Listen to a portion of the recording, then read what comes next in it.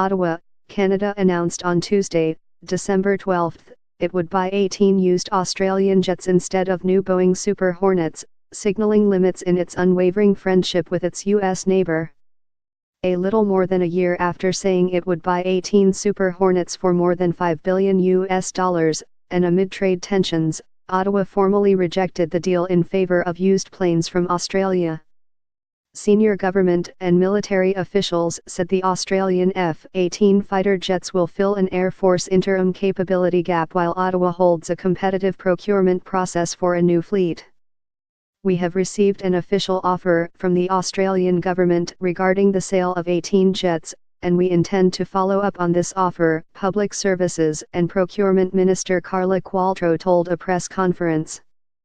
Consultations with aircraft makers on the new fleet will begin in January, she said, before Ottawa launches the formal bidding in 2019 for 88 new planes. The winning bidder will be expected to partner with Canadian aerospace firms. A special clause requiring the successful candidate to also cause no economic harm to Canada appears aimed at disqualifying Boeing, which riled Ottawa when it launched a trade complaint against the nation's largest manufacturer Bombardier earlier this year.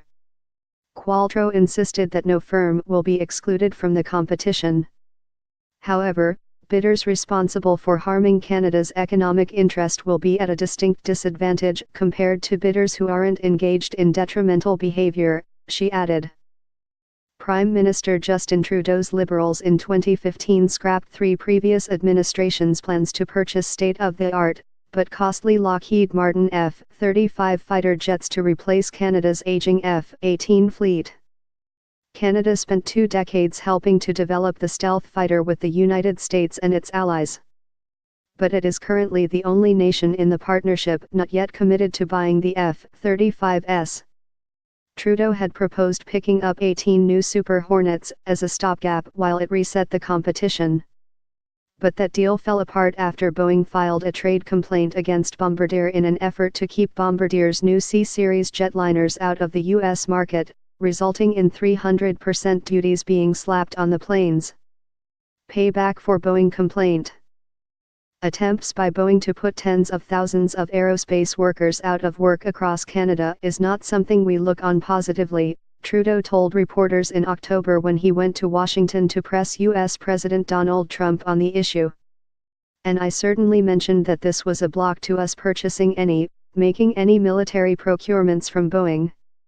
At the same time, ties with Washington have become strained over Trump's hard line in trade talks, and the targeting of Canadian softwood lumber imports. Military and procurement experts praised Canada's decision to buy the used fighter jets for 1/10 of the cost of the Super Hornets. They noted the Australian planes would be easily integrated into Canada's existing fleet.